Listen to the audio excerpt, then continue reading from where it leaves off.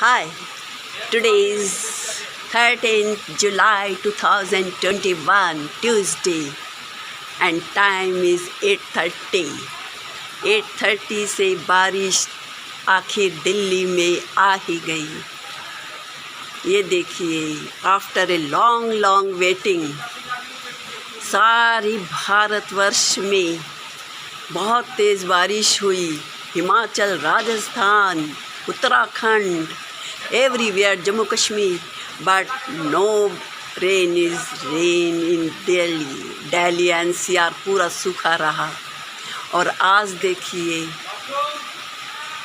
कितनी बारिश हो रही है, चारों तरफ हरियाली हो गई है।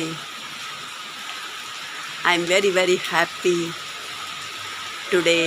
All plants, all trees are also very happy and feeling happy. See here. मौसम विभाग ने बार बार अपने प्रेडिक्शंस किए और वो गलत साबित हुए।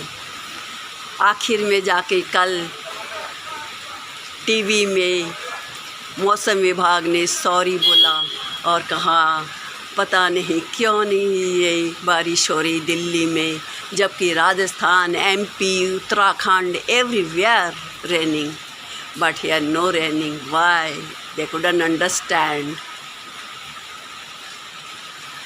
Anyway, we all are happy Delhi NCR for this rainy morning and Jhmajham barish.